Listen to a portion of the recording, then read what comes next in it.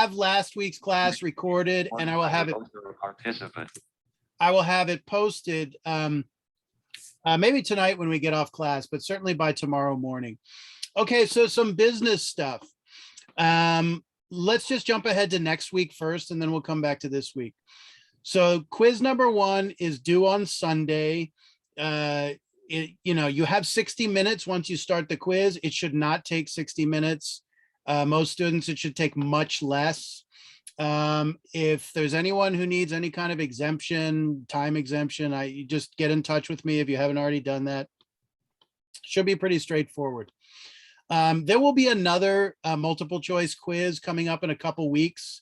I'll let you know well in advance, and it will be a small kind of like easy, low-hanging fruit kind of grade. Next week, we're going to cover Hobbes' Leviathan. So that's your reading. There'll be a reading response on the discussion board connected with that. It's already posted. And the one thing I want you to think about with Thomas Hobbes is we talked about mending wall last week, and we got into some of the likely symbolic meanings of the wall, that it provides boundaries. Walls of the way of the poem describe boundaries for human conduct. And we kind of reached the conclusion, like, human beings are not simply good. They have certain desires that, if acted out, would harm other people. So therefore, human beings fail to completely restrain themselves. They're not fully capable of restraining their own desires and their own actions. Therefore, human beings need external restraints. And it is the case that, yes, laws and kind of moral codes differ, sometimes significantly from one culture to another, although there are lots of commonalities like prohibitions on murder and things like that. And while there are differences between moral codes from one civilization to the next, the fact that there exist laws or moral codes is a fact that's consistent with basically all human societies that have ever been on the planet. So it seems like there's a universal recognition that human nature necessitates external restraints, because we don't simply restrain ourselves. And they come in the form of rules of society and laws that are enforced, right? Rules of conduct, do this, don't do that. But then there's something else that comes with it. There comes some kind of consequence if you don't follow the rules, because otherwise the rules are just words, right? It's like a parent who tells a kid what to do and the kid doesn't listen. If you don't have consequences of some kind or another appropriate for the child, then they're just going to do whatever they darn well please. And adults are no different, really. And this is going to be a theme we're going to kind of hit on a lot, because obviously when we think about people doing the wrong thing, right, or doing something that's not right, it almost always means doing something not right toward another human being. So issues of good and evil, right and wrong, just and unjust, they always involve not just individuals, but other people. They involve groups, communities, and the way people relate to one another. So issues of morality have direct impact on our relationships. What the whole point of morality is for us all to act in a certain way toward one another, right? Hobbes' Leviathan paints a picture of what he calls mankind's natural condition, right? And you could describe it as a world without walls, without boundaries, and a world of what human conduct would look like if you took away all the rules and the boundaries and you just let people do whatever they were capable of doing, right? So every reading we have in this course is going to build on previous things we read. And my goal, among other things, is to try to like illustrate the connections between the readings and to illustrate how they build on one another. Okay, so that's due by class time, so on and so forth. In a second, I'll go over Blackboard just very briefly. It's pretty straightforward. Today, we want to clarify what makes human beings or the human being different from other species of animals.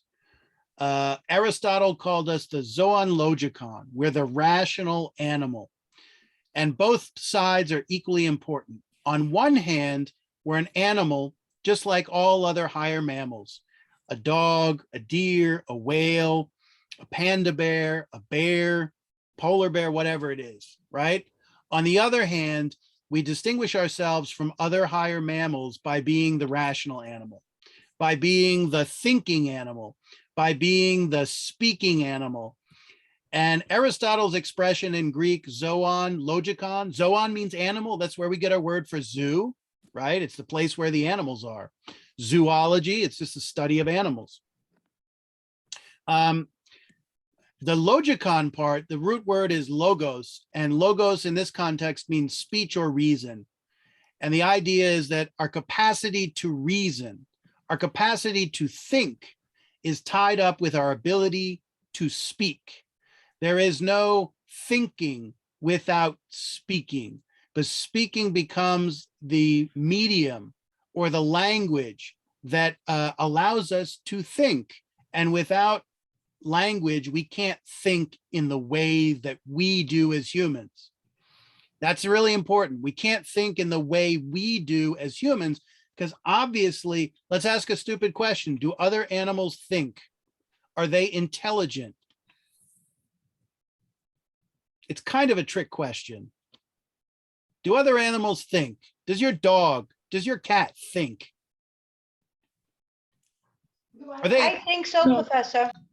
I'd say yeah. Myra says yes. I'd say yeah. Anyone want to say no? Repeat that question again. Do mammals think? Do dogs, cats, whales, deer? I don't think they think. Okay. No. All right. So one person says no.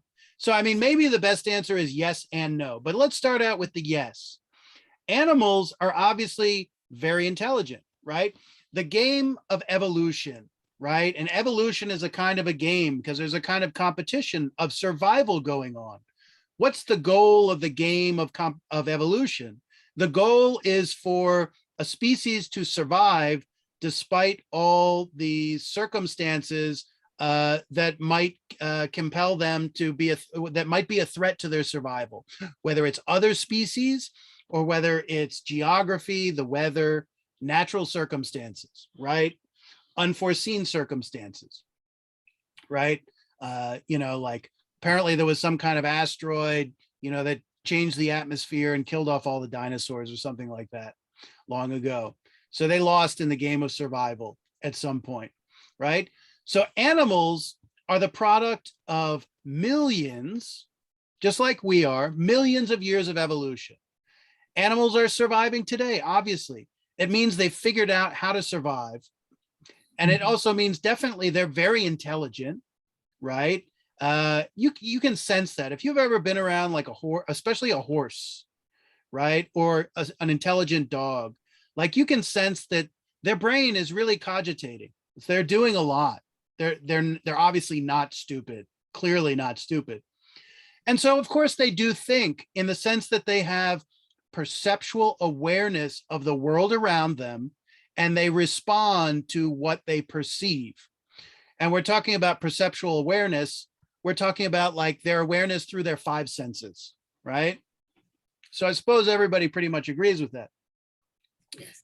But obviously what they don't do is think, and we can think in that same way too. When you go and play a sport, you don't think like, I am now going to grab the basketball, rebound, I am going to catch this pass.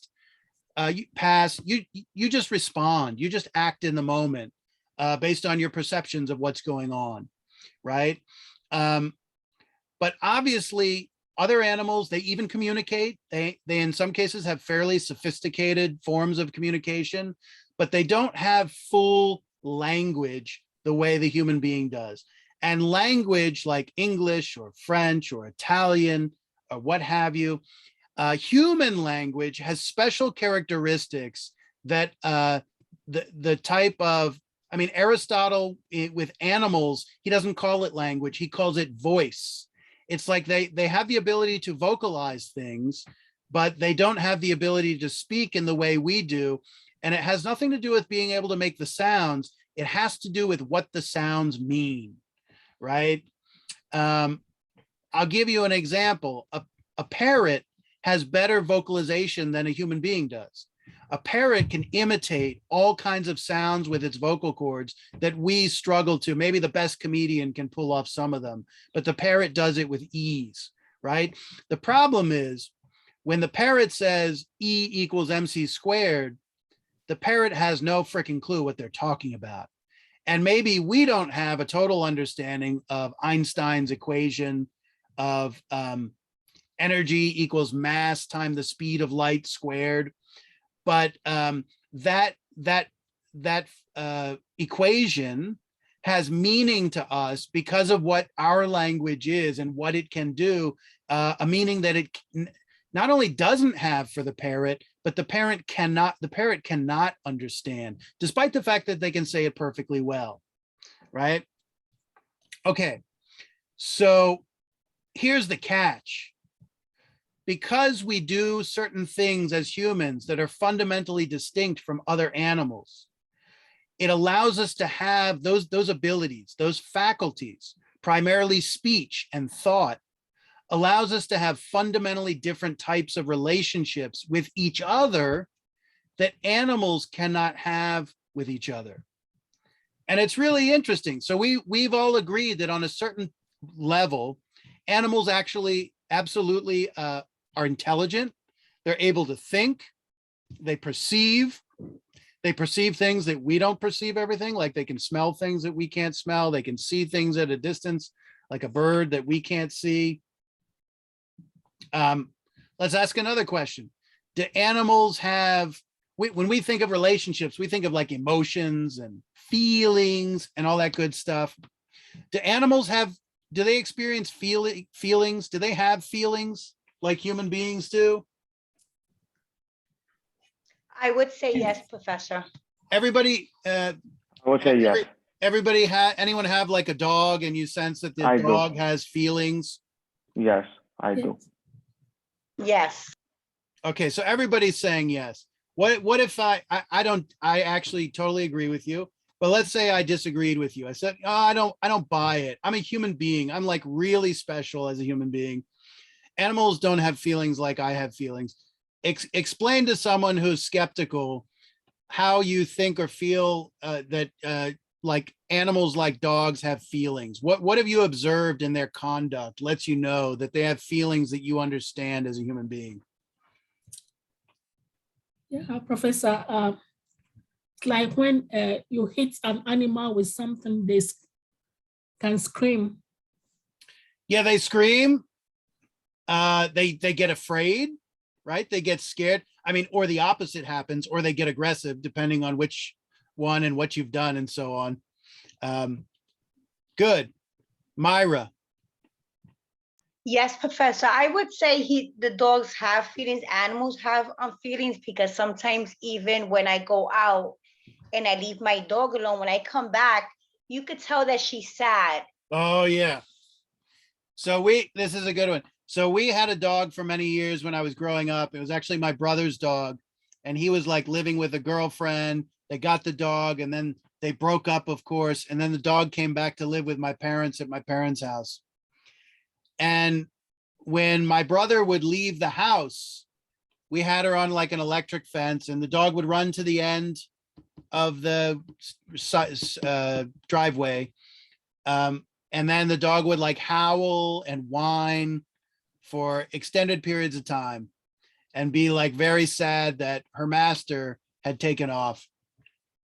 Any other examples? Animals with emotions? Yeah, one more thing. An animal can have a relationship with another animal.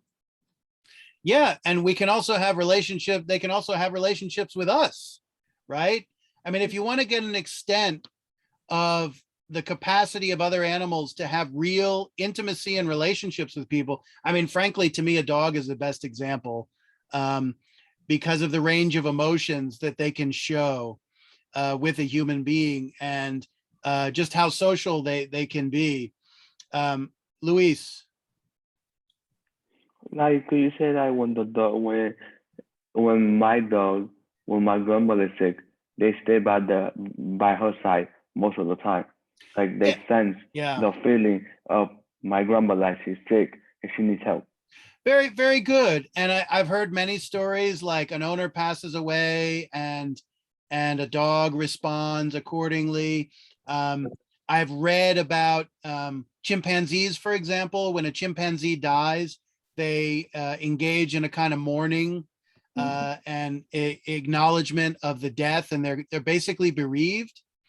And you start to realize that emotions are really quite a primal thing that connects all us higher mammals, and that really the thin line thing that really differentiates us from them is our ability to speak and ultimately and to think, and also to make choices not simply based on emotion and not simply based on experiences of pleasure and pain.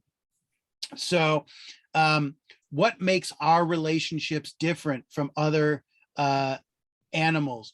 They often call this like the human edge. What is the human thing that differentiates us from animals? And for us, I mean, obviously our hands differentiate us. Our upright nature differentiates us from a lot of animals, but really our brains, their structure, and the capacity to speak and think in the way we do really allow for a totally different type of existence from other animals. And, you know how different we are from other animals, because if animals could do what we can do, they'd be on the Zoom call right now, right? They may need a translator, but they'd be on the Zoom call. If they could do what we could do, they would build cities like New York. They would, I don't know, build sculptures like the Statue of Liberty, right? Things like that. But the point is they don't do them. Despite how miraculous many of the things they do are, you can see very quickly the kinds of things they can't do. Okay. So number 3 here, the cognitive revolution, which the text talks about a fair amount, but not too much. I want to hammer home this concept.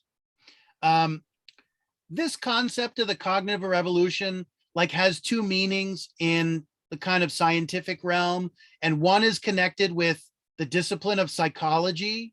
So if you go on Wikipedia, you will see the cognitive revolution in psychology from the 1950s, and that is not what we're talking about. This is a moment in evolutionary time where human beings basically became what they are today cognitively in terms of their mental abilities and capacity for speech, capacity for symbolic thinking. So we're going to hammer home exactly what today's class, exactly what the cognitive revolution is, and particularly the consequences of it for our ability to think in the way we do, and then to take the consequences of the way we think and see how it's transformed human community. How it's transformed human community and allowed for the creation of types of communities that can only exist in the aftermath of the cognitive revolution. Okay. Let me just put up Blackboard very quickly. And where do I have it? I guess it's here.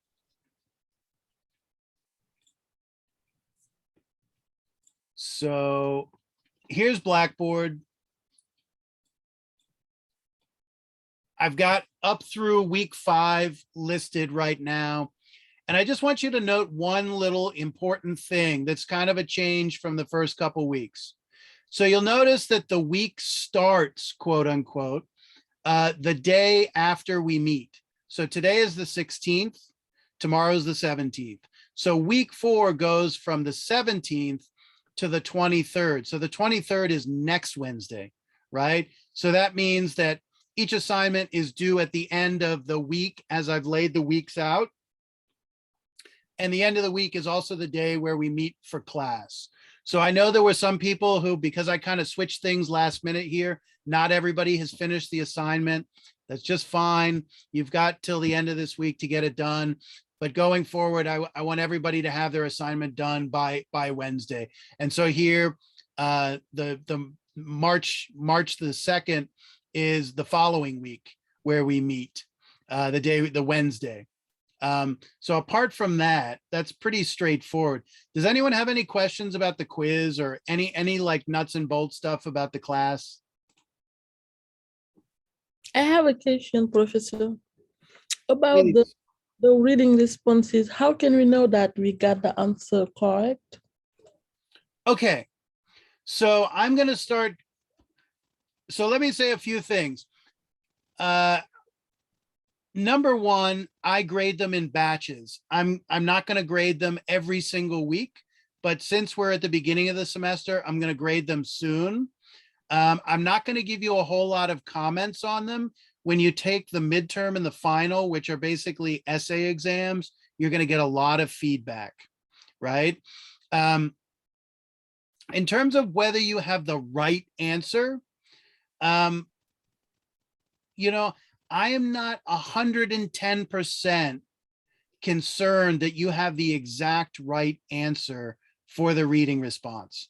I'm concerned that your answers show evidence of careful reading and you trying to figure out what the answers are, right? That's really my primary function for the reading response.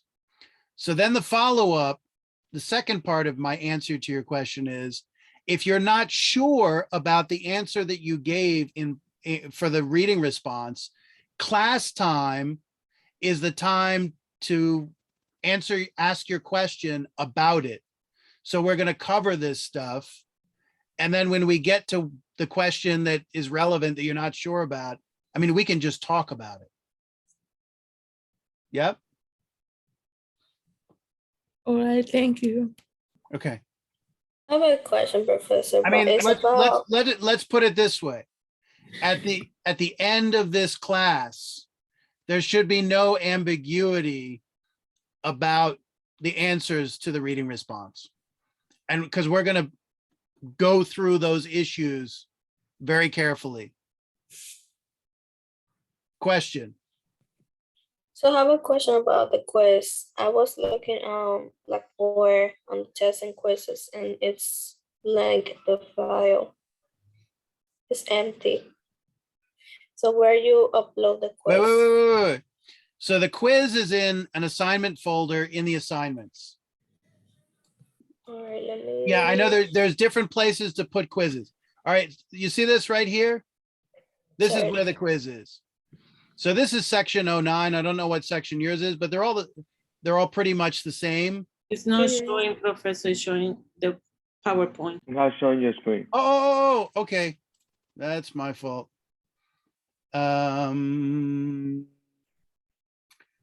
Here. There we go. So let me go back. Okay, so yes, I know there's like a test quiz function, like this thing over here, right? I don't use that. Whenever there's a quiz or a test, it will be in a folder under assignments, right? So this is assignments, right there, assignments. All course materials except for discussion board are in assignments. All the work for the semester is in assignments. So here's the quiz right here in this folder, quiz 1 vocabulary. And then you click on it. And then I don't know exactly what it looks like from your point of view, but on mine, it looks something like this. And you just click on this. And once you've clicked on this, this like starts, it puts you in the, I mean, I'll click on it now. And so it gives me this page and I can click to begin the quiz right now. Are we good on that? Yes, thank you. Okay. Okay, that should be pretty. Professor. Yes, So you had said that it's all multiple choice. correct. How many questions? I think it's 20 questions. Oh, okay. Professor, another thing I wanted just to mention, Yes. I really thought your test, because I already took it and I thought it was straightforward and I enjoyed taking that test. I Oh, haven't good. taken a test like that in a long time, so I'm glad I liked that test. It was good. Well, look, you know, like you start the semester, you don't want to like scare the shit out of people. You want to give them something that's like manageable, right? The midterm's going to be more challenging. Right. Okay? Let's put it that way. The goal with the vocabulary is that you understand it, right? And are able to apply it. And when I use it, you know what I'm talking about, right? Okay. So you've just taken the fear of God out of everybody by saying that. Yeah, because I was I was definitely hesitating and just waiting a little bit because I was nervous about it. No, it's pretty good. It's everything that's on the slides and everything that Oh, we're yeah, yeah, reading and no, the videos. Yeah. I do not have any surprises for students. This is one thing you all should know. Okay, awesome. I never, ever put something on an exam that hasn't been discussed like quite thoroughly in some capacity, whether in person or in the videos. You will never find that, excuse me, you will never find that from me. I don't think that's an appropriate model approach. Like, I think what you should be quizzed on or tested on should always be things that, and let me tell you, when I say pay attention to X, it means pay attention to X. You know, like some sapiens, there'll be a question. I've got, I think, a question on the midterm, I think, dealing with sapiens. Okay. So let's get going here, because I want to stop talking and I want to read a little bit from Sapiens and get into it. And I got a bunch of slides I want to show, and I'm going to go over them fairly quickly because this is really an overview of the video lecture that's already provided for you. So let's just be clear. We're going to be looking at friendship or human relationships or frenemies throughout the semester from different perspectives, right? And these are really the dominant perspectives by which we're going to view human relationships. Why are we starting out with the biological? Because it's the most foundational, it's the broadest one, right? Human relationships are the product of human nature.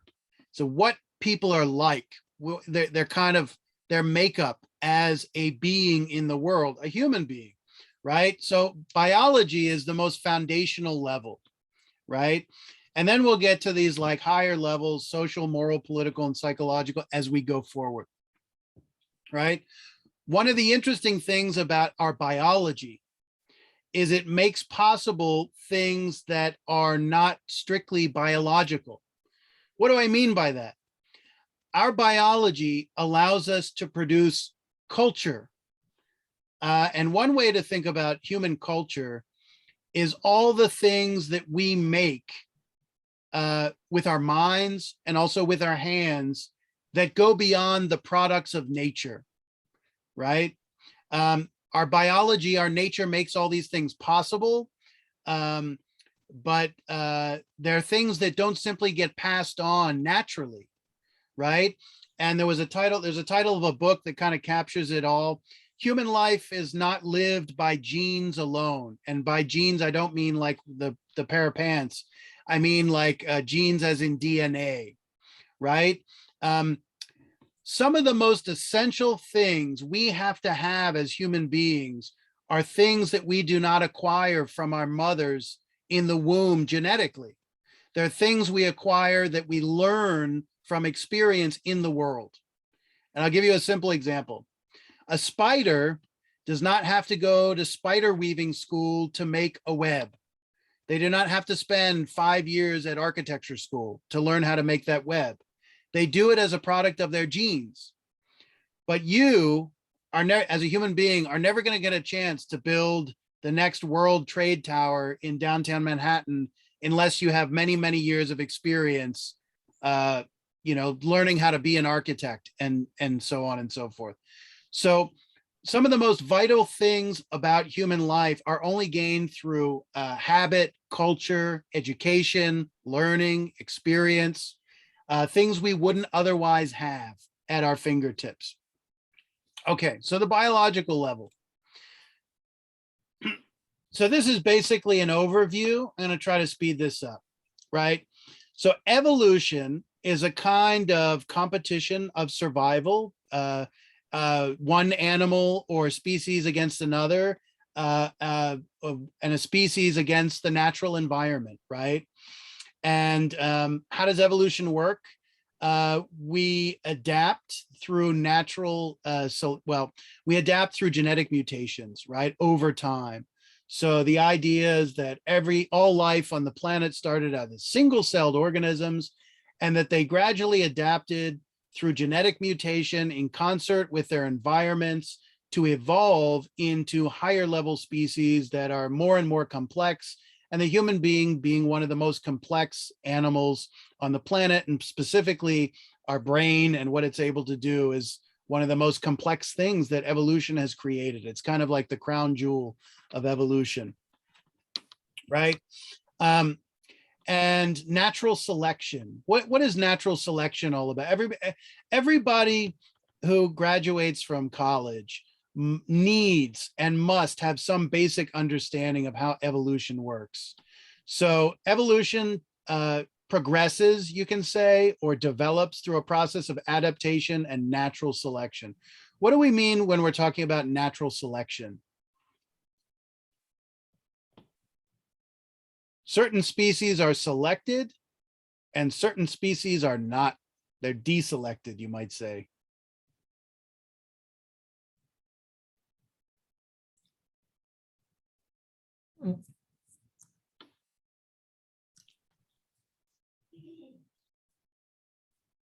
Any thoughts? What are we talking about when we're talking about natural selection? Hey, Professor, it's like species that have common features can be habitable at a particular location.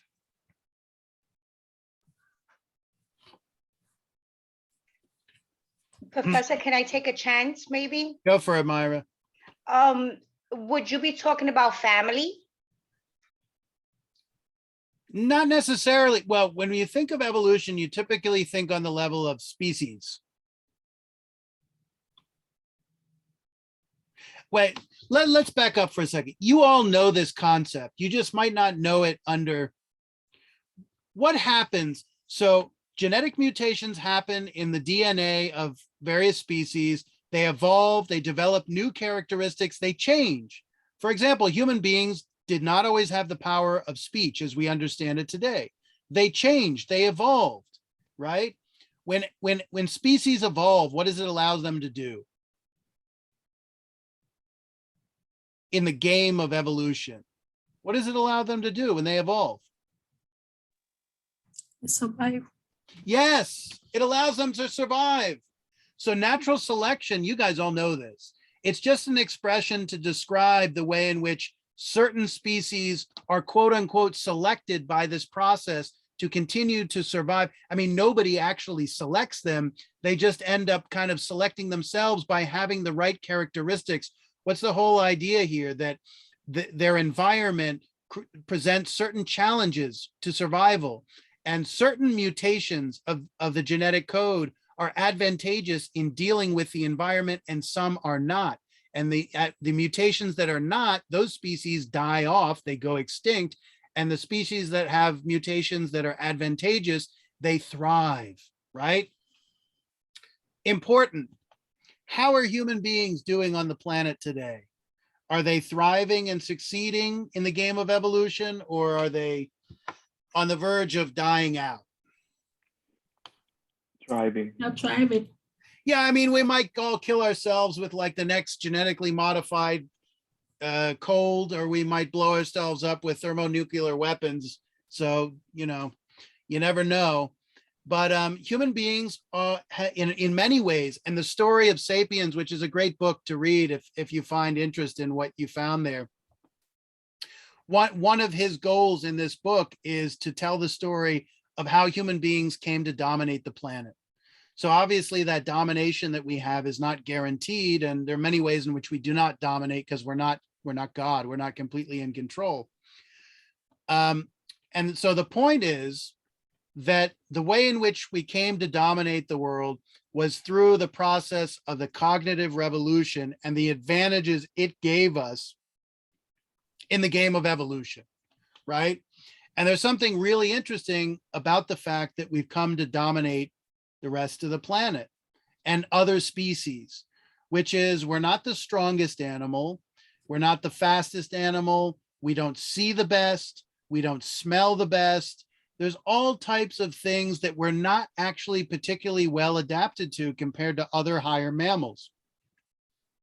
The big difference is our brains, and not just our brains, but what they're able to do, right?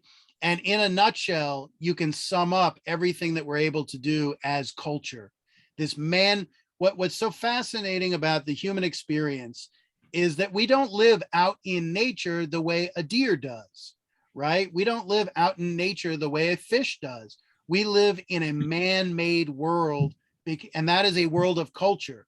Whether you're talking about a world of language, whether you're talking about buildings, whether you're talking about institutions like cities, states, and nations like the United States that function on cultural principles, and so on and so forth.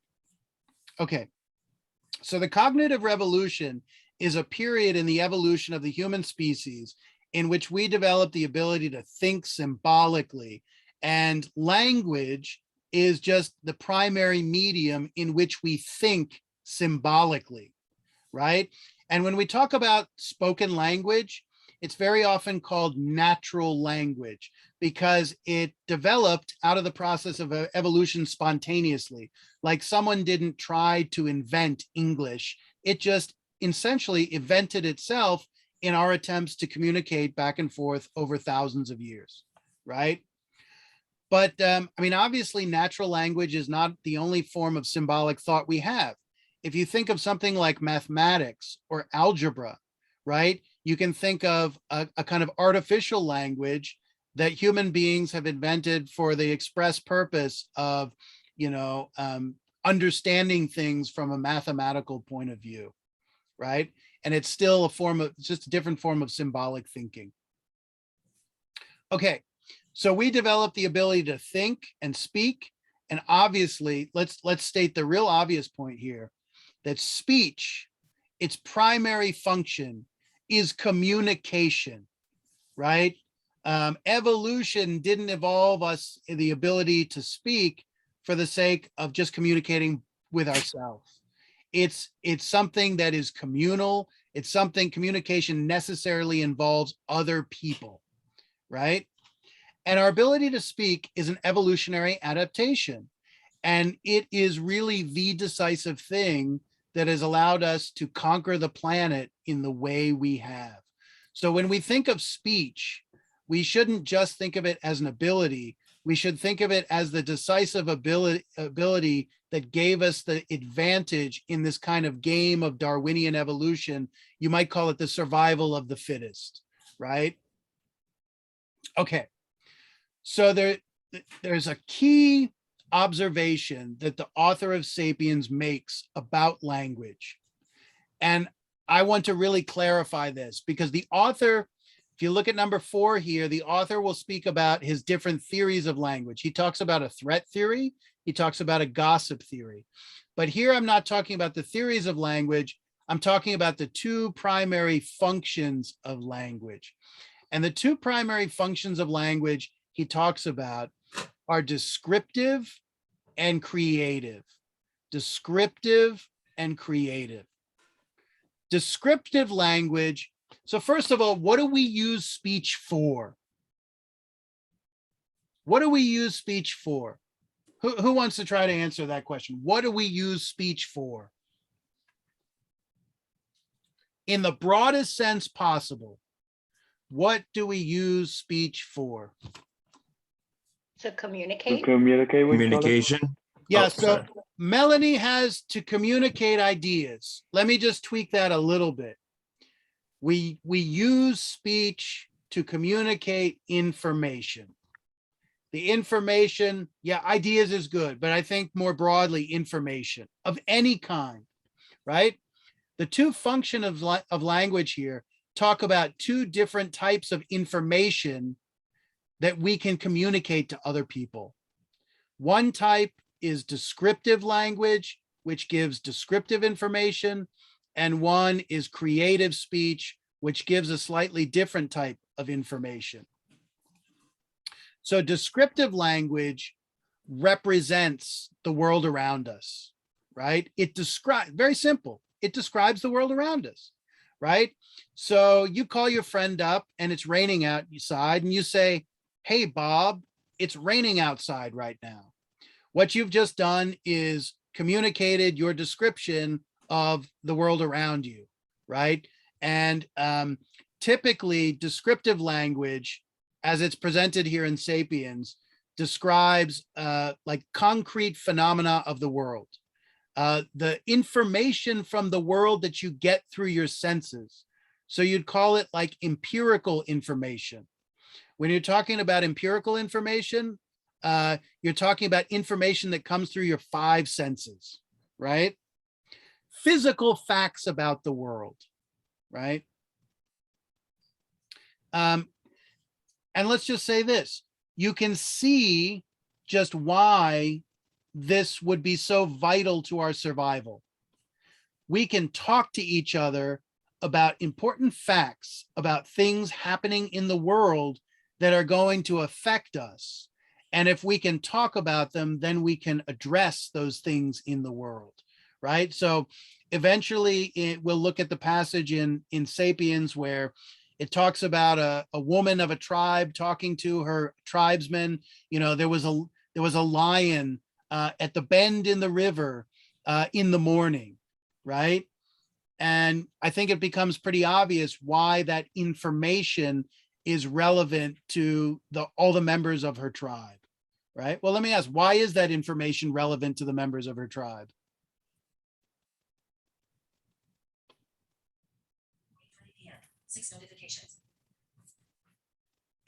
Why is that information about the lion being at the bend in the river in the morning? Why is that relevant to the rest of the tribe? How is it relevant to their survival?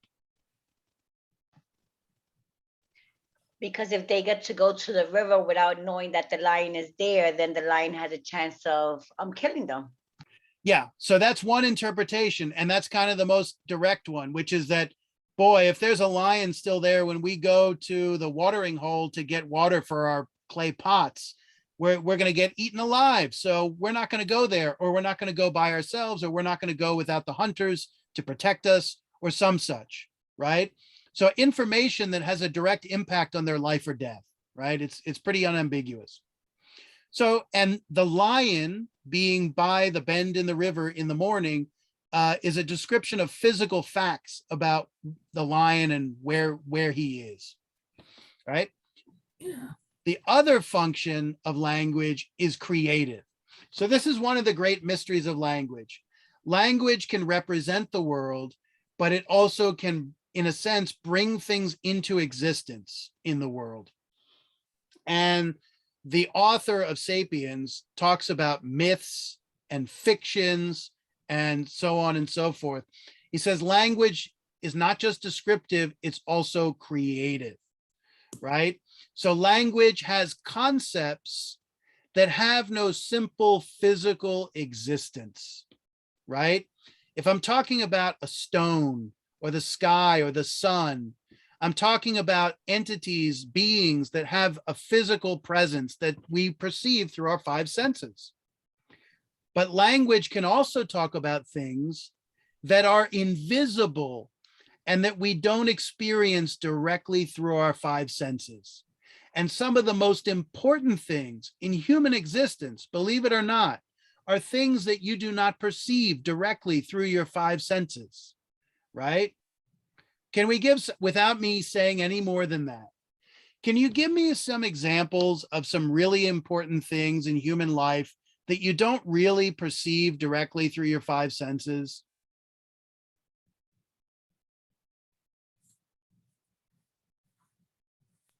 And I would say faith. okay. We could say, you know, spirituality. We could say, I mean, religion's a tricky one because religion has all kinds of physical manifestations like churches and mosques and synagogues and paintings and sculptures and stuff like that, books. But think about the concept of God, right? I mean, in the Judeo-Christian tradition, for the most part, I mean, God is a super sensible being. God is by definition an entity or a being that you cannot experience with your five senses. He transcends the natural world. And if he transcends the natural world, because he's supernatural, it means, so the natural world is what you perceive with your five senses. The supernatural world is the one that you can only be aware of through faith, rather than your eyeballs or your ears or your touch, right? So God is a really good example in most, in most religions, certainly not all, but the three monotheistic religions, Judaism, Christianity, and Islam, basically conceive God in those terms, roughly speaking. Any other things that are intangible, that are invisible, but they're really important to human life? Hope. Okay, hope, that's good. And we could just say like hope is a concept about the future. Whoa, the future. Has anyone seen the future yet? No. No, you can't see the future because once it's here, it's called the present. The future is a concept that we have. And it's a concept that allows us to envision what might happen at some future moment, despite the fact that we only ever are able to live in the present. Think about the concept of the past. Everything we experience it's a funny thing. Everything we experience is in the present. The past existed at one point, but only there are like markers of the past, like things from times long ago, but they're now in the present. So even, I'm not denying the existence of the past. That kind of sounds silly, but for the past to exist in the way we think about it, we need a concept of the past. A dog does not have a concept of the past or a concept of the future. A dog is living always in the present. Is a dog fretting with existential angst about death? No. Does a dog have a full awareness of death? No, sir. Yeah, I would say not exactly. I'm sure when they see another dead animal, they look at it and they get trepidation and they have emotions connected with it. But do they say, oh, this animal could be me when I'm old and gray and I'm going to die?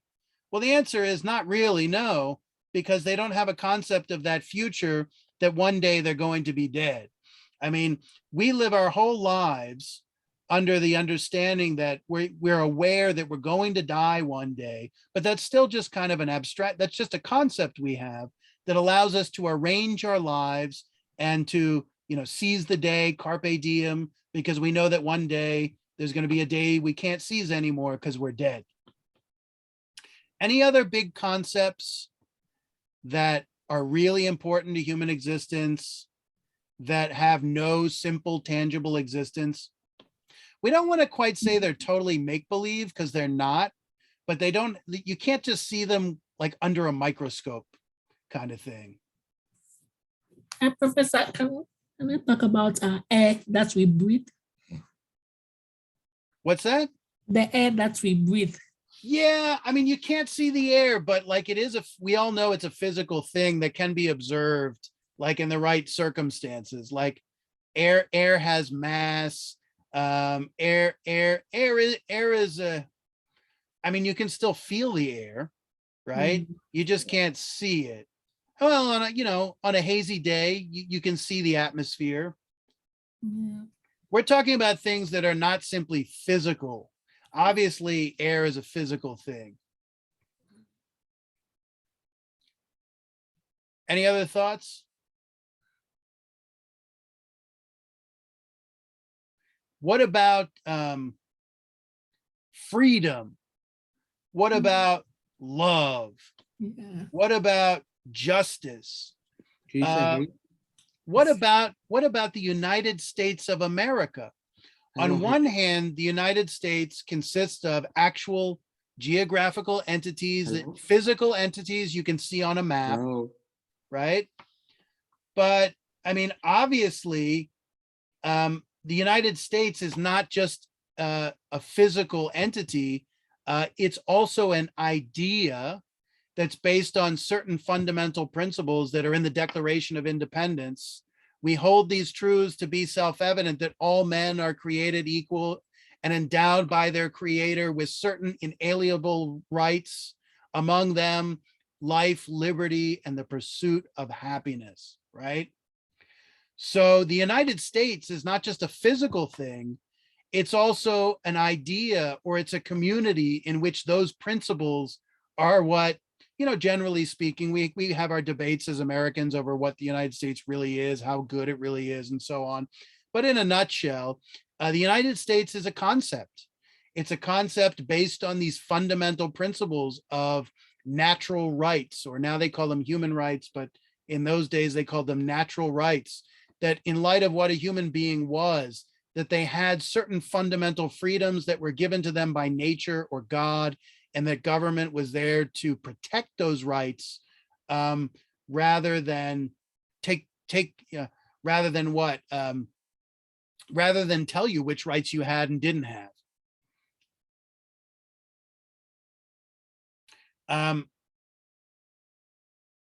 Okay, so we see very quickly that there are all types of things that are the product of the creative function of language, intangible things that are really central to our existence. For example, eventually when we get to Aristotle and Plato, we're going to talk about love and friendship, And these two concepts are absolutely, they're not like a physical reality. Love and friendship have to do with a certain type of relationship between human beings. And the relationship between human beings is this kind of immaterial thing. It has to do with how they carry themselves and how they think about the relationship they're in, so on and so forth. Okay.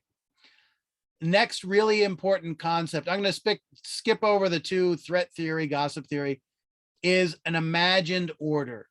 An imagined order, right? So an imagined order, it has two elements to it.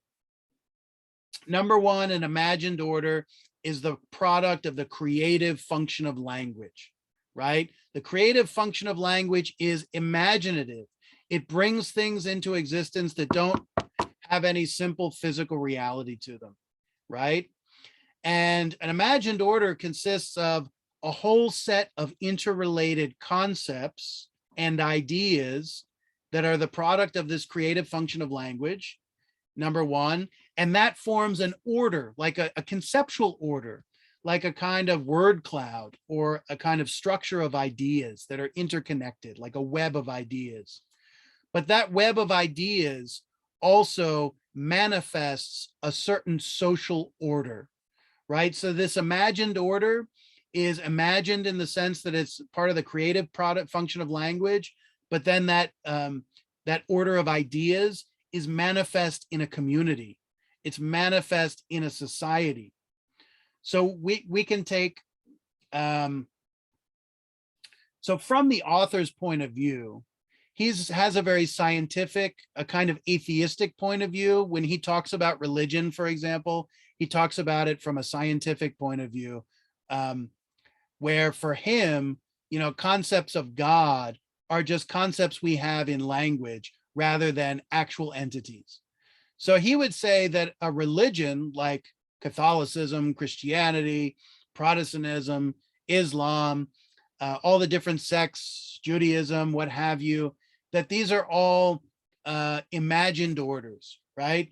They have a whole kind of web of concepts that they're built around.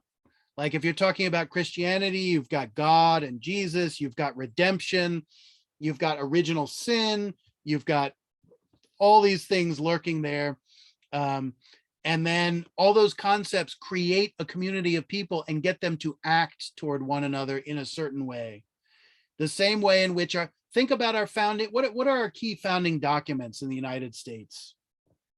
What are the key founding documents that make our society what it is?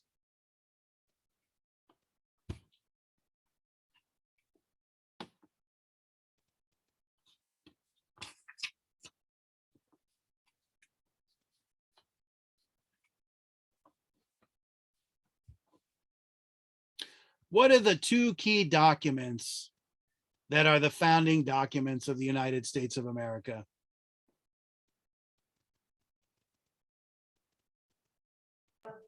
The Constitution, something like that. Yeah. So the Declaration of Independence and the Constitution. What does the Declaration of Independence spell out?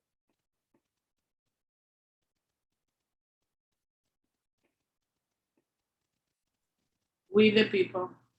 No, that's the Constitution.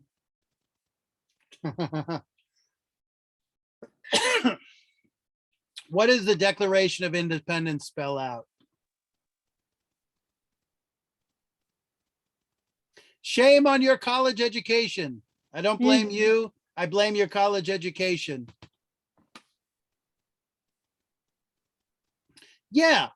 So Boubacar basically has got it. The Declaration of Independence asserts our understanding of our own human freedoms. It also lists all our complaints against King George III, who was the King of England at the time. And, you know, we asserted that we, we're going to be independent from England, hence the Declaration of Independence, right? So what are the key principles in that document? Number one, a belief in human equality, that we were created equal. And then that additionally, we have rights of life, liberty, and the pursuit of happiness, right? And that government is there to protect those rights. And yeah, freedom of speech is part of that. It's not explicitly mentioned, but it comes under the rubric of those freedoms. Absolutely. So the Declaration asserts the core principles by which the United States are oriented from a kind of moral and political perspective, right? Though Jefferson, in a sense, says these are the fundamental principles that moral principles that American society asserts and that we all hold in common and are actually what make American society what it is. Now, we can get in all the disputes and disagreements over American history and how, Jefferson had slaves and he didn't live up to these freedoms. And that's a whole other discussion. I just want to use this as an example. Destiny, you got till like the end of the week. Don't wait till Sunday. So what is Jefferson saying? Our society is going to be brought together and in a community based on these principles, these concepts that are the product of the creative function of language, right? Okay. What is the Constitution then? So the Constitution is the other one, the other founding document. Does anyone know what's in the Constitution?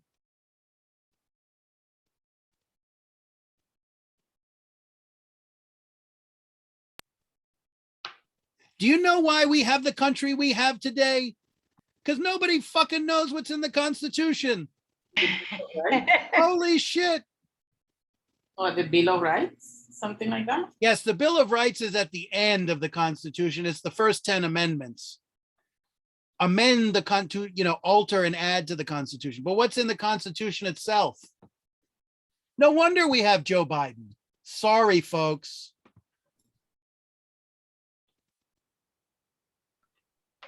No wonder we have vaccine mandates that lock us down and don't let us go to the bloody grocery store without showing our papers. Okay, so in the Constitution, it describes the structure and the powers of the government, right? So again, the United States is not just a geographical area. It's number one, a community built around certain core principles that are the product of the creative function of language. And then you can also think of the United States as manifest in a government that represents all the people, the federal government. And of course, the Constitution acknowledges that there's state government as well. So the power is not all centralized.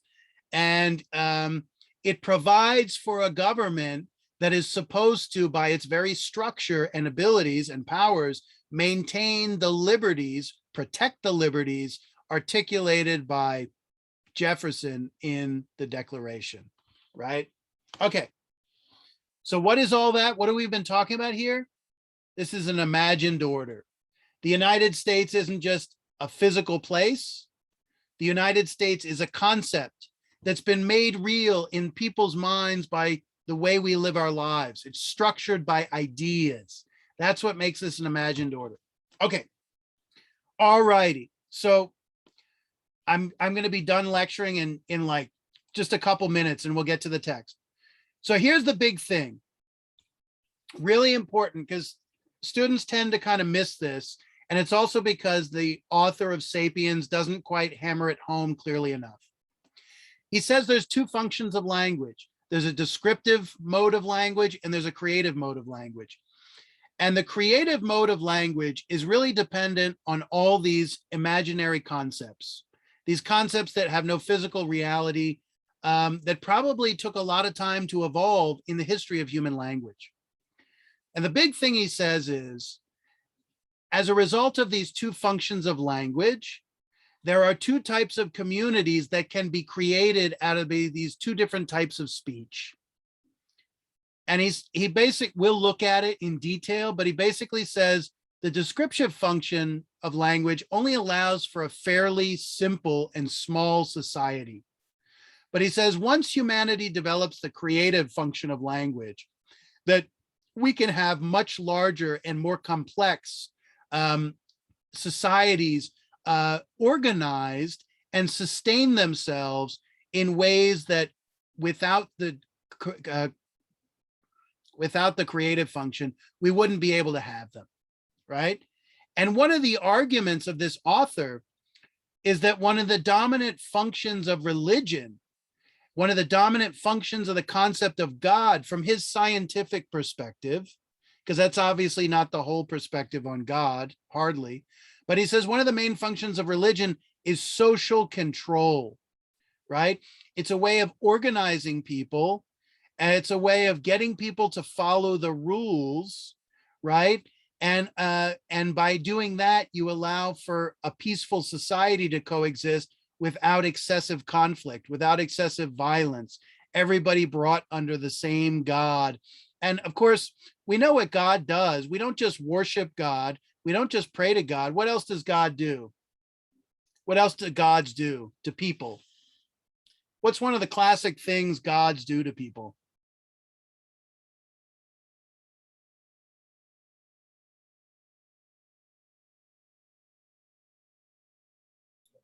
To grant the prayers. Yeah, and what else? Okay, so Melanie says they guide and punish. Good. So let's just say they reward and punish, right? We all know that having faith in God means doing what God demands of us, right? And when we don't do what God demands of us, in some way, shape, or form, we're going to be punished. Either we're going to be punished now in this world, or we're going to be punished in the afterlife, in hell, right? So one of the arguments of the author of Sapiens is that one of the primary functions of religion is just, as I said, it's social control. If you believe there is a God that's going to punish you either in this life or in the afterlife, you're going to be disinclined from doing the naughty thing. And that means society is going to be more peaceful, right? If you want a society that's not peaceful, you go and defund the police, right? Or you defund God and you say God can't punish anybody anymore, right? Okay, so the key thing here is that these two functions of language result in two different types of communities in terms of their ability to be organized, and this, we'll see it when we read it. I'm going to just touch on a couple of these slides and then we should get to the reading, right? Because I've kind of done enough talking, I feel, and we're getting a little late here. So all of Sapiens has to do with one central theme, the way in which language and our ability to think symbolically allows for a special type of community that other animals cannot have. So this gets back to a more basic thing. You know, I say this class is about human relationships. Well, in part, it's about human community. And the question is, what the frick is a community of human beings? And this is really important because a community is not simply a group of people living in the same physical location. When we think of a community, we think of like a neighborhood or New York City, and it's a whole bunch of people gathered together in the same place. Well, that's not how quite we're going to understand what a human community is.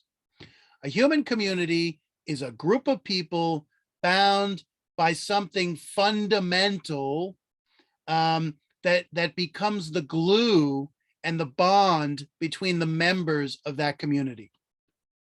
So what are some things that bring people together into community and provide like the glue that really makes them a group rather than just a bunch of individuals in the same place? Culture, religion. Okay, good. So obviously, like the biggest one, I think the simplest one is religion. Like we all pray to the same God and we all follow the same book, and the book gives us the same code of conduct. We all have the same concept of right and wrong, just and unjust, so on and so forth. Culture, absolutely. We have the same kind. You want to give example of like culture kinds of things you might be talking about there? Because that's a pretty broad term. I would say culture, like in restaurants that we eat, things that we like to eat. Okay. Yeah. So community, what's the root of this word? Common. A community is a group of people that have things in common, but not just anything in common, the most serious things in common. And some of the most serious have to do with, we mentioned it, who you pray to and what your code of conduct is. What is your morality, right? Think about it. Are you going to be able to coexist with someone who's got a radically different concept of morality?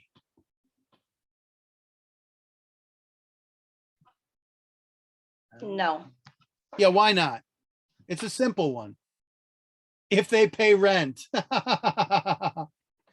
Yeah, but you know what? If they pay rent, you already can see that in one way they have a related concept of morality, because they realize it's kind of obligatory to pay the rent. Someone else might not. Why can't you coexist with someone who's got a different morality than you do? Because it's different beliefs.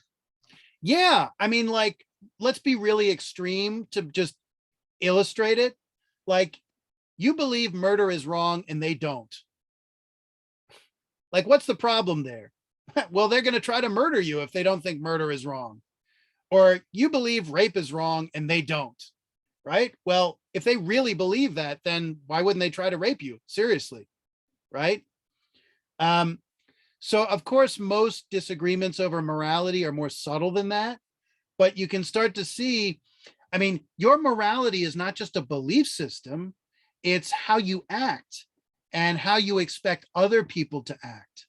And if you can't be sure about how other people are going to act, or they don't follow your rules, well, that's going to be a real problem, because you're going to get exploited by them. You're going to get taken advantage of them, or they're just not going to like you, right? I mean, people tend naturally to have a dislike of people who are significantly different, who look at the world in a different way. Okay, so yeah, we've got a good idea of what community is. I'm going to skip that for now. I'm going to skip that. I just want to make a couple remarks about the cognitive revolution and its implications, and then we'll jump into the reading because I'm going a little long here. So just some perspective here, right? The Big Bang happens about almost 14 billion, that's with a B, billion years ago. The Earth formed about 4.5 billion years ago. The first signs of life are 3 billion years ago, right? Something close to modern human beings emerges about 2.5 million years ago. 2.5 million years ago, you get upright human beings like Homo habilis, and whatnot, 2.5. And that's tool making man. And he's not like a fully speaking human being. He's somewhere between us and an ape, right? So then there's two great revolutions. The first is the cognitive revolution that we've been talking about. And the cognitive revolution is a transformation in the size and the structure of the human brain and its anatomy, right? And it occurred somewhere between 100,000 years ago and 50,000 years. And evolutionary biologists don't have a perfect date on this. But basically, our brains got larger and their structure also changed. There's two key, well, there's a number of parts of the brain, but we're not going to have to get in all of it. There's basically the brain stem back here, and then there's the prefrontal cortex up here, right? And as we have gotten more advanced, this part up here where our forehead is, the prefrontal cortex, gets bigger and bigger. Whenever you see, like, you want to depict someone looking very primitive, you don't give them a prefrontal cortex and you give them like a caveman look, right? The stuff back here is very similar to all other mammals and even like reptiles. They all have some of the same basic structures here. And so basically the prefrontal cortex allows for like higher thinking, rational thought, and choice, right? Whereas the back part of the brain deals with like the autonomic nervous system, the parts of the systems of the body that run on their own without you having to think about it. So like you don't tell your heart to pump blood, right? You don't think heart, pump blood, please breathe, stomach, digest food, right? All these processes happen on their own, right? And your nervous system just runs them without you even thinking about them. It's pretty amazing, actually. But conscious thought, like aware thought, like what would I like for dinner? The idea is that the prefrontal cortex allows that to be possible. And what symbolic thinking does, which is to say thinking in language, it gives us the ability to choose, right? Does a dog choose?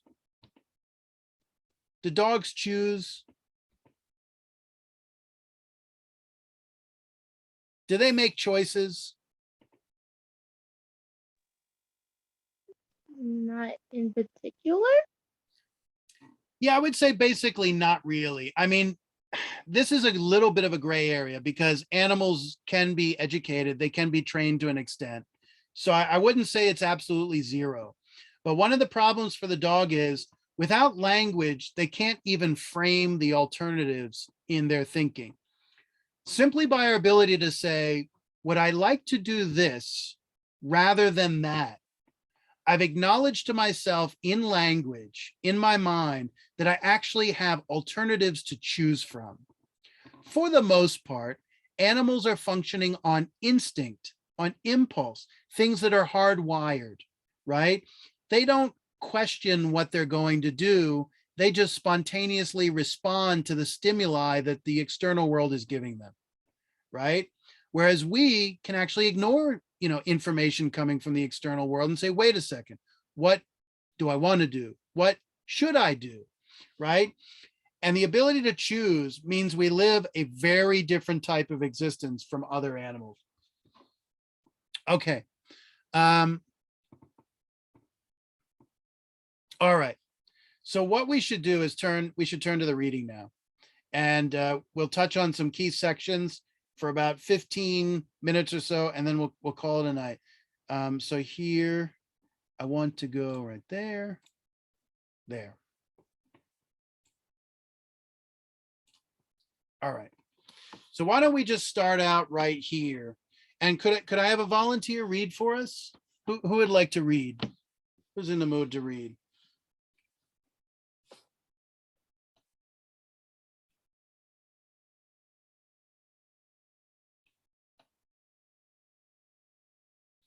Should I call on somebody?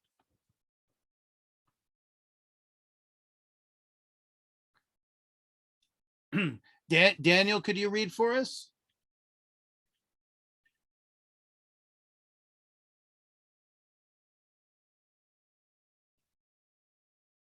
Oh my goodness.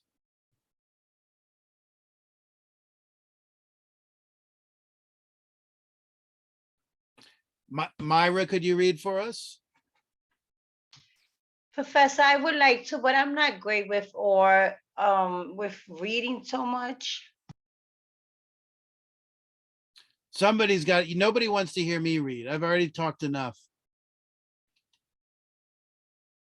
Chantal, could you read for us?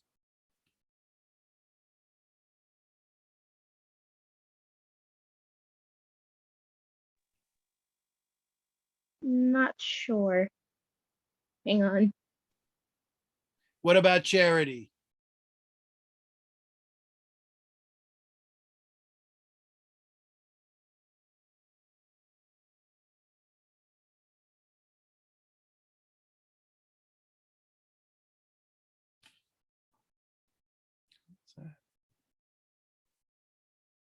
Farah, can you read for us? Oh, come. I'm sorry, Professor. I'm driving. So Oh my goodness. Do people want me to read? Yes, Professor. Oh my God, you don't want to hear my voice. I'm tired of hearing my voice. Okay, so tonight I'm gonna read. But next time I'm not reading. So I'm gonna read and then I'll ask you guys questions. So Sounds good. the appearance of new ways of thinking and communicating between 70,000 and 30,000 years ago constitutes the cognitive revolution. What caused it, we're not sure. The most commonly believed theory argues that accidental genetic mutations change the inner wiring of the brains of sapiens, right? So the modern human being is called Homo sapien, right? And sapien is Latin and it means wise or knowing.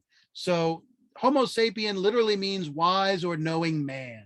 And why are we the wise or knowing one? Because we have these faculties of intellect and speech, enabling them to think in unprecedented ways and to communicate using an altogether new type of language. We might call it the tree of knowledge mutation. Why did it occur in sapiens DNA rather than in Neanderthals? It was a matter of pure chance as far as we can tell. But it's more important to understand the consequences of the tree of knowledge mutation than its causes. What was so special about the new sapiens language that it enabled us to conquer the world, right? So this is crucial. The genetic mutation that allows for speech and thought and symbolic thinking allows us to do all the special things we do that result in the dominance of the human species throughout the planet today. It was not the first language. Every animal has some kind of language. Even insects, such as bees and ants, know how to communicate in sophisticated ways. So let's just keep this in mind. This ability, this cognitive ability, the primary product of it or byproduct is communication. Communication is intrinsically social. So you advance or change the mode of communication and you change the type of relationships that human beings are able to have. They communicate in sophisticated ways, informing one another the whereabouts of food. Neither was it the first vocal language. Many animals, including all apes and monkey species, have vocal languages. For example, green monkeys use kinds of various calls to communicate. Zoologists have identified one call that means careful, an eagle. A slightly different call warns careful, a lion. Right. So later on, we're going to get this woman talking about the lion by the side of the road, or by, excuse me, there are no roads then, by near the bend in the river. And we're going to see the difference between what the monkeys are able to communicate versus what she's able to communicate. While researchers played a recording of the first call to the group of monkeys, the monkeys stopped what they were doing, looked upward in fear because they heard the eagle. When the same group heard a recording of the second call, meaning careful, a lion, the lion warning, they quickly scrambled up a tree. Sapiens can produce many more distinct sounds than green monkeys, but whales and elephants have equally impressive abilities. A parrot can say anything Albert Einstein can, like E equals MC squared, as well as mimicking the sounds of phones ringing, doors slamming, sirens wailing, Whatever advantage Einstein had over a parrot, it wasn't vocal. The question was, what was it? It was symbolic understanding. When the parrot says E equals MC squared, the parrot is just making sounds, right? I kind of said it earlier. What does E equals MC squared stand for? Remember that equation is itself just a bunch of symbols that need to be translated. And that's what our way of thinking allows us to do, to think symbolically and to translate the meaning of the symbols. What does E equals MC squared stand for? Does anybody know?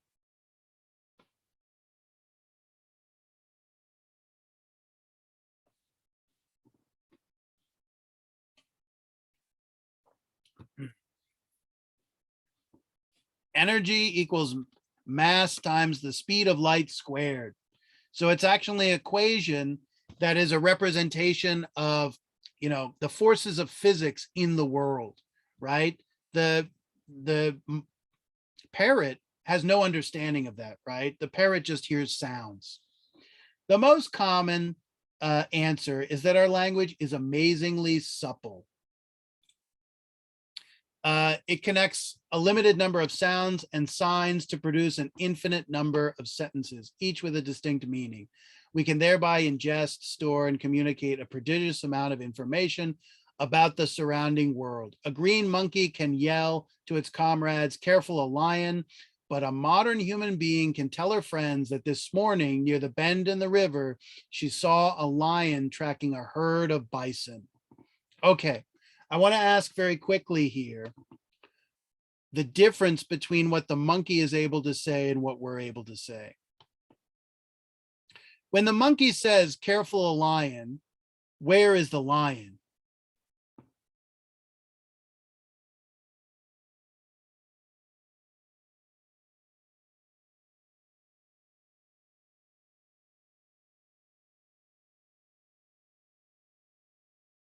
Yes, thank you, Melanie. They only seem to be able to talk about things that are physically present to them. They don't have the ability to talk about a concept of a thing that's not present, right? So I think this is called in symbolic thinking, displacement. You're able to discuss things that are not physically present to your senses. And then the other thing is, for this woman to talk about what she's talking about, she needs a concept of time and she needs a concept of place, right? To have a concept of time, she needs to have a concept of past, present, and future, right? So notice what the monkey says: "Careful, like be aware, there's a lion." That's it, right? That, I think that should be taken as what he's capable of communicating in the totality. But she gives information about time. She gives information about location. She gives information about that there's a lion. She gives a verb to describe what the lion is doing. The herd of bison. Let me ask this. For the monkey, it's obvious why he says, "Careful, a lion." He wants his comrades to run away to get safe in that second. That's his goal with the statement. Why? What is the purpose? What is the intent behind this woman saying, this morning near the bend in the river, she saw a lion tracking a herd of bison? Why is she saying this to her friends? Is there just one reason why she's saying it to them?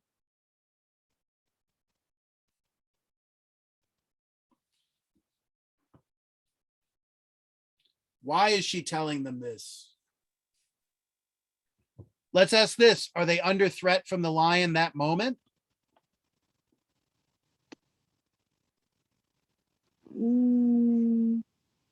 Does it seem like they're under threat from the lion at that moment?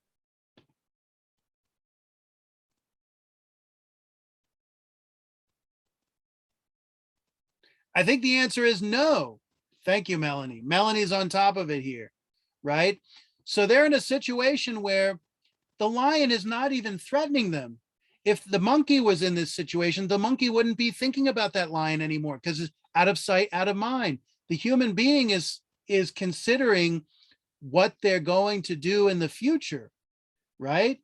And given what the information they've been given is that there's multiple things. Number one, well, I mean, there's a question. If they go to the bend in the river now, is the lion even there? Maybe she's telling her friends, we have to be aware for the lion to be anywhere in the proximity of the village, because it's probably not going to still be there. Number one. Number two, maybe it's not so much fear of the lion. Maybe it's about also that there's this herd of bison that they might like to hunt and have for food, because maybe whenever they hunt, like they follow where the lions are because the lions know where the food is, right? So there's, and the whole point of her discussion is to coordinate about future action rather than action in the present, precisely because she has a concept of the future, right? So not only do you see, not only do you see her talking about things that are much more complex than what the monkey can talk about, the very motive for her talking about them is different. Okay, so here's the key thing. She's just used a descriptive type of language. She has concepts of time, but it's still all describing like physical situation of the world. So this we would characterize just as descriptive language. So he goes on to say the amount of information that one must obtain and store in order to track ever-changing relationships of a few dozen individuals is staggering. In a band of 50 individuals, there are 1,225 one-on-one relationships and countless more complex social combinations. All apes show a keen interest in such social information, but they have trouble gossiping effectively. So here's where the gossip theory comes in. What is gossip? It's just the descriptive function of language applied to other human beings, right? What do we communicate in language? Information of some kind. What is gossip? It's information about other people. Question, why do we gossip? So here we've gotten the first really major thing. All human relationships involve exchange, verbal exchange of information. But then we've got this thing of gossip, and we all know gossip. And he's talking like in the sense of gossip we all understand, like you talk behind people's backs about other people, right? What is gossip involve? What does gossip involve? Information. Yeah, let's be more specific. What kind of information?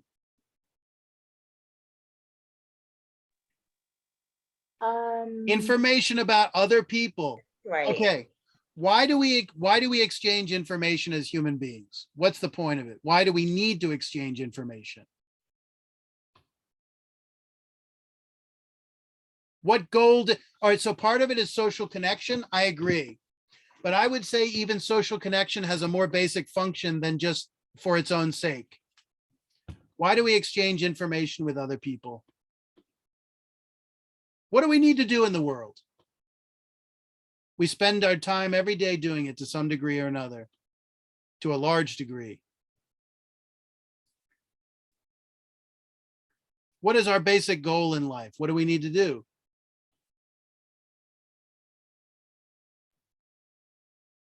Learn, live, survive.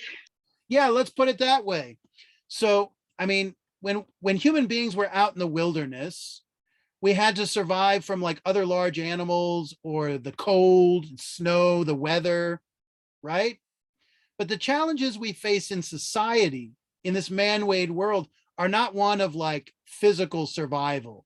Most of us are not worried about death on a daily basis, the way we might be fearing death for that because that lion is in our presence.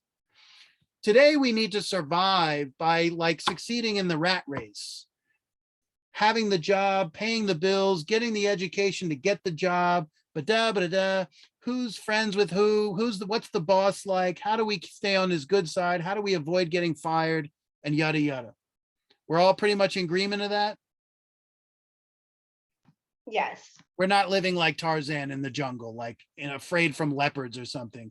Like our biggest fear is like, is this person going to like us or not? And what consequences does this have on the future?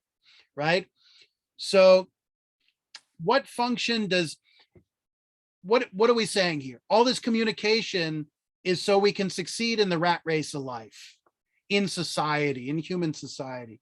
What role does gossip have in facilitating our success in the rat race?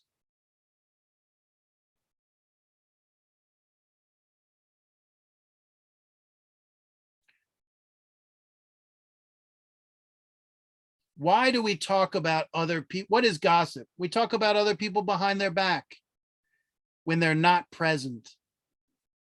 Why do we need to do that?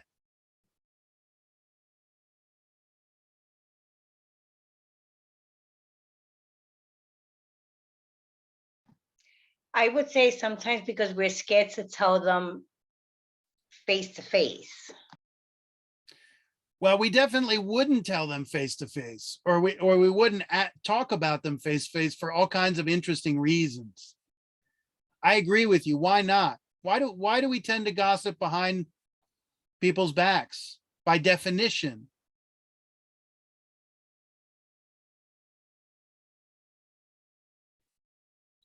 What are we getting when we gossip? I mean, sometimes we're speaking and sometimes we're listening, right? It goes both ways. So we're getting information about other people without them knowing necessarily that we're getting the information. Let's keep going here, and just a little bit more, and then we'll call it a night. So he says Neanderthals and archaic Homo sapiens probably also had a hard time talking behind each other's backs, aka gossiping, a much maligned ability which is in fact essential for cooperation in large numbers, right? This is interesting.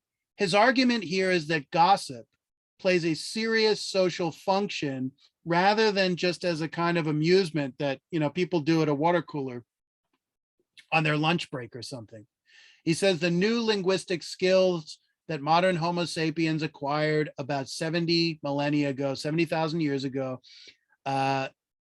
enabled them to gossip for hours on end.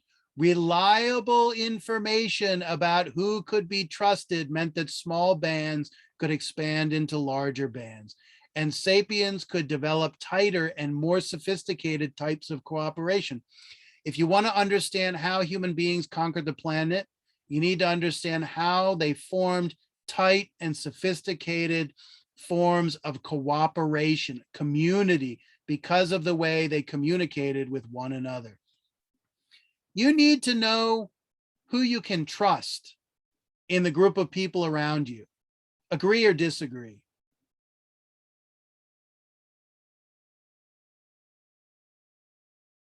Okay, everybody agrees. Why can't you just go up to people and say, why do you have to gossip to find things like that out? Why can't you just go up to people and say, hey, can I trust you?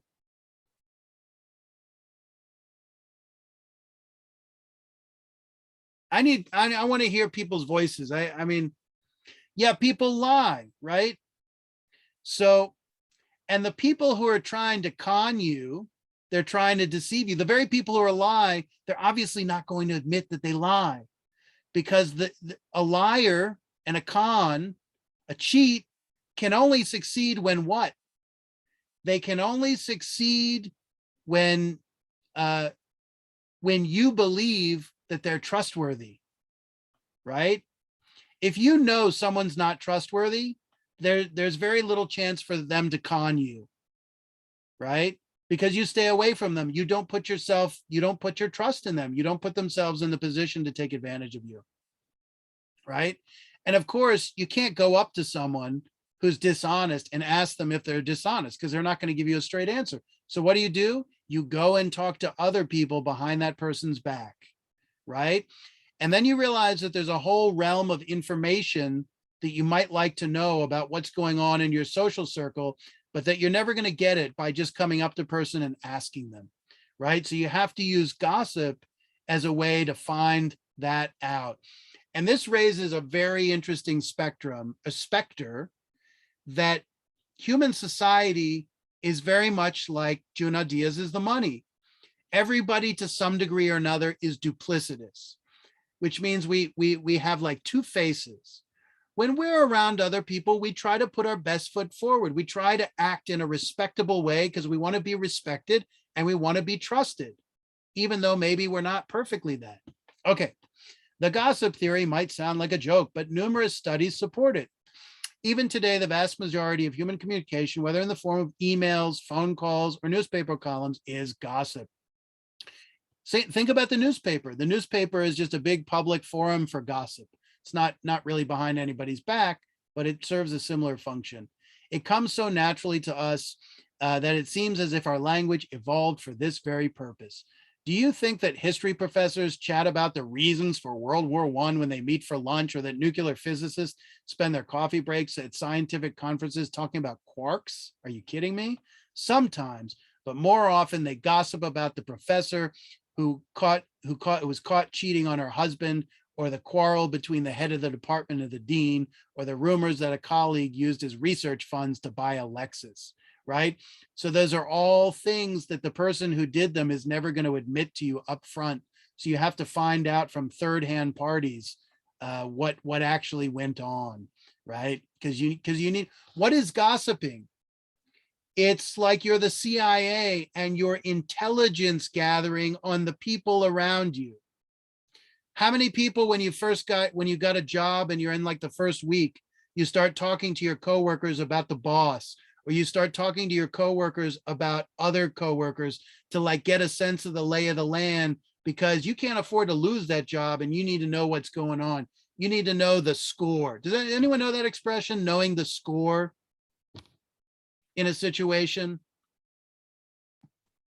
Never heard of it, Professor. Yeah, so what it means is like, you got to know what's going on around you, because you're going to get screwed over if you don't know. Yeah. Like, let's say there's one person you work with who like, they go and trash their coworker to the boss. And you go, oh, that's the person who does the really nasty stuff. You know what? I don't want to work on a shift with them. Or I don't want to work on a shift with the person who doesn't pull their own weight and then blames it on the other person. Right? So you need to know the score. You need to know what's going on. It's basically a sports metaphor. Like when you're playing sports, you need to know what the score is. So you need to, if you're up by so much, you do this. If you're down, you do that. If you don't know what the score is, you don't know whether you're doing the right thing. So gossip usually focuses on wrongdoings. So this is one of the great things about, now we've gotten into morality. We get into the issue of doing naughty things, doing evil things, doing the wrong thing. One of the classic and fascinating things about people who do the wrong thing is they do not publicly acknowledge they've done the wrong thing, right? Are we all agreed on that? Criminal, it's like that thing, like the criminals get thrown in prison and they all say they're innocent. Even in prison, they don't admit that they're, most of them. That's like a kind of classic motif. Why is it that not people who have done naughty things don't publicly broadcast the naughty things they've done? Why don't they tell people about it? Because they don't want the next person to think that they're a bad person. And why is that? Because they what? Embarrassed. Yeah, I mean, embarrassed. It's not just the negative judgment, but it's going to damage, the judgment's going to result in a damage of their entire reputation. And by their reputation being damaged, they're not going to get the things they need from the people around them, right? People are not going to want to do business with them, so to speak. They're not going to want to interact with them, maybe. They're not going to want to help them out when they otherwise might help them out, right? So one of the most fascinating things about, it's obvious why, really. It doesn't take too much thought. People who have done the wrong thing are not going to publicly broadcast it, right? And so that means it's sometimes very hard to find out what those people have done and who those people are. So you use gossip. So therefore, gossip usually focuses on wrongdoing. Rumor mongers are the original fourth estate. They're like journalists who inform society and protect it from cheats and freeloaders. And of course, we've already said that the cheat and the freeloader succeeds by you being innocent to their wrongdoing. If you know about their wrongdoing, they're not going to be able to cheat you. If you know about their wrongdoing, they're not going to be able to be a freeloader. Okay, so here we get to the creative function of language, and then we'll call it a night. Most likely, both the gossip theory and the lion is, there's a lion by the river theory are valid, right? So that's kind of the threat theory and the gossip theory that I talked about earlier. Yet the truly unique feature of language is not its ability to transmit information about men and lions. Rather, it's the ability to transmit information about things that do not exist at all. What is he talking about here? Please tell me. What function of language is he talking about here, about information about things that don't exist at all? Creative language. I'm sorry? Creative language. Yes, the creative function of language. So here he's transitioned from the descriptive to the creative. And the creative function of language is going to make possible human communities that were not possible under the descriptive, right? He says, as far as we know, only Homo sapiens can talk about entire kinds of entities, beings, or things that have never been seen, touched, or smelled. They're not empirically present to our senses. Legends, myths, gods, and religions, all things that are part of the creative function of language, appeared for the first time with the cognitive revolution. Many animals and human species could previously have said, careful, a lion, but thanks to the cognitive revolution, Homo sapiens acquired the ability to say, the lion is the guardian spirit of our tribe.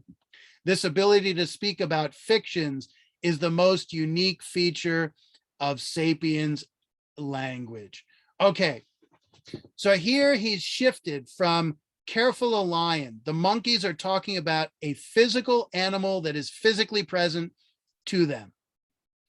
Then we have a woman talking about a lion that she saw in the morning that's no longer physically present to her, but it was a normal lion. It's an animal. This lion that is the guardian spirit of our tribe, what are we talking about here? Are we talking about a typical lion?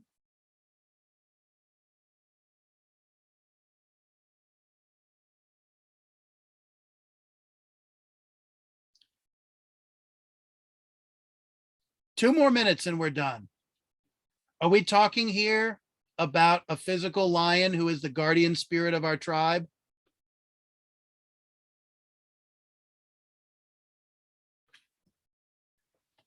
Can I hear voices instead of the chat? Don't think so. Absolutely not. We're talking about like a deity, right? It's a god. The lion that the monkeys encountered, we were all afraid of because we didn't want to get gobbled up alive by those lions. It's pretty obvious. What's our relationship with this lion, this guardian spirit of our tribe? What does this lion do for us?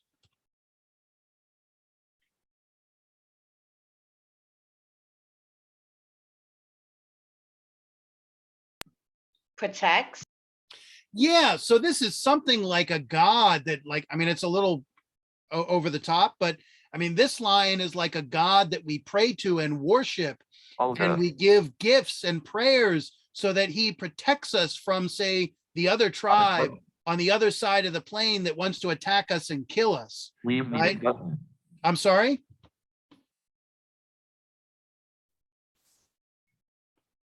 All right, I missed that. Our guide, yeah. I mean, our protector, our guide in life, whatever we can want to fill in the blank here. And look at this. This is the guardian spirit of the tribe. What is the thing that makes this tribe what it is? What is this thing that makes this tribe a community? They all worship the same guardian spirit. They all believe that this guardian spirit protects them from the other tribes in the area, and so on and so forth, right? So now we're talking about religion. We're talking about these abstract concepts. I don't know, maybe if we don't worship the guardian lion in the right way, we're going to get punished by him in the afterlife. You know, you can think about that. So one last question here, and we'll call it a night. So we move from Careful a Lion to the lion by the bend in the river. And then we get to this lion, which is a guardian spirit of the, first of all, is this a physical lion we're talking about? Let's just be clear. This guardian spirit, is this a physical lion? No. No, No. this is a lion in our imaginations, right? And then of course, maybe we make sculptures to him, and we have like shields with like an emblem of a lion or something like that, right? This is a concept that we all believe collectively. And it's that collective belief that allows us to come in a tight community together. What is the whole Peugeot lion about? What's the whole legend of Peugeot about? That was one of your questions, correct? I asked you about the legend of Peugeot. So here's another instance where a lion is invoked. What is Peugeot? That's how you pronounce it.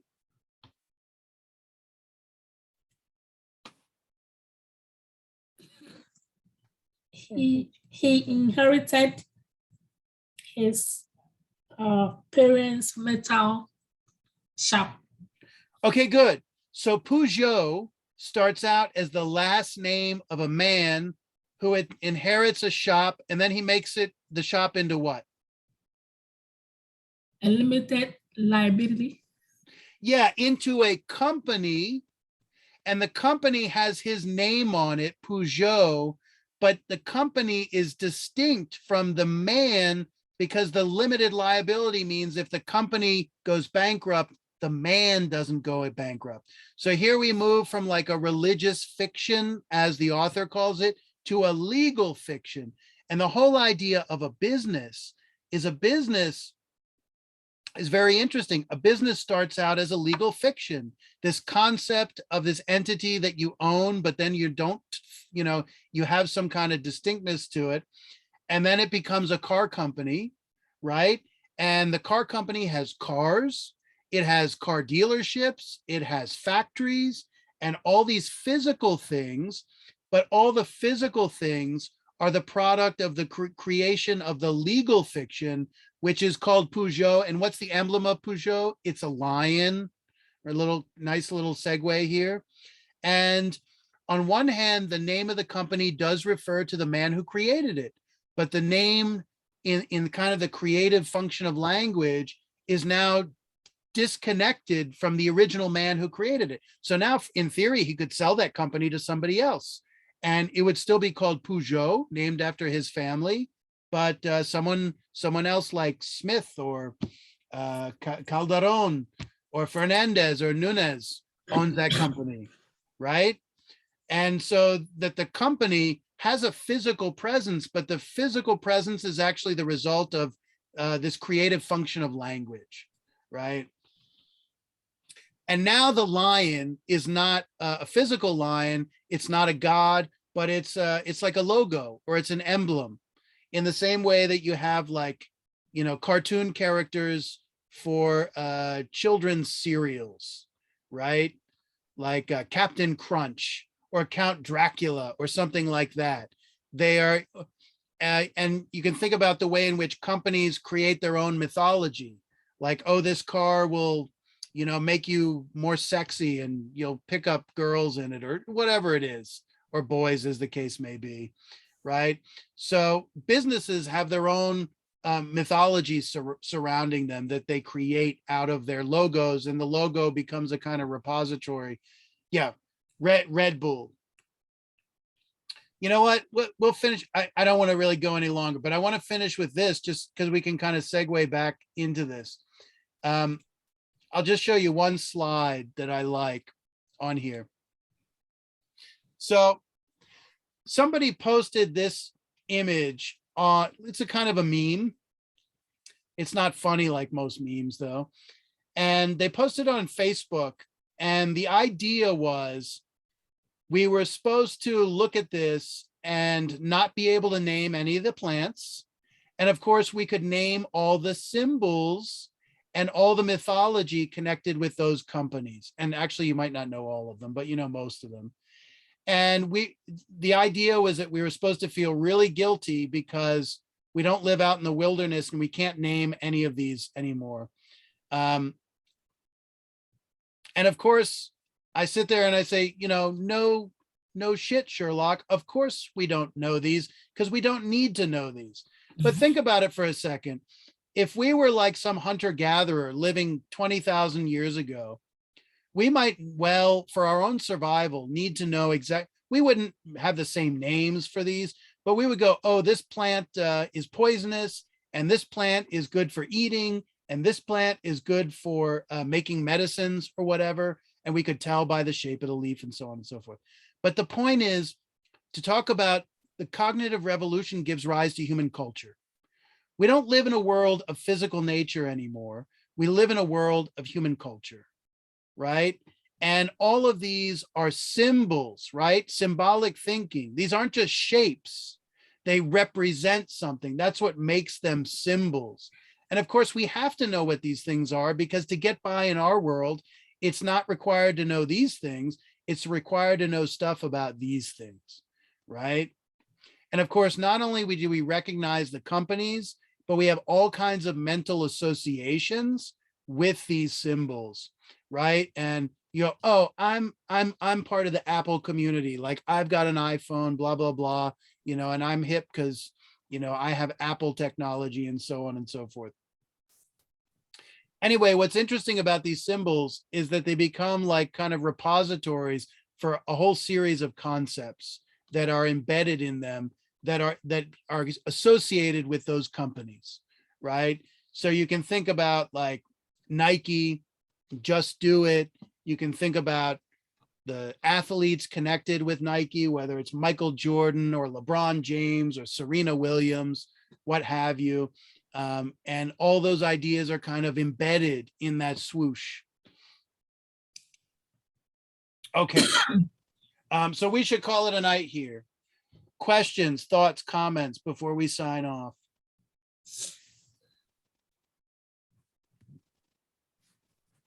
Yeah. Yalen, the answer is yes. Professor, does that work also with the discussion board? Yeah, that's what we're talking about, the discussion board. Okay, cool. Yeah. So for this week, no big deal if you haven't finished it by now. But next week, I want everybody to have things completed for Wednesday. Perfect. Other Okay. than that, have a great week. Have a great night. Take care. And it was a pleasure having you guys all here. And I will see you next week. Thank Good you, luck. everyone. Have a good Good night. night, Professor. Good luck on the quiz. Professor, your class is very interesting. End meeting or leave meeting. Thank you. My pleasure. Give feedback, check, cancel, leave meeting button. Who is that?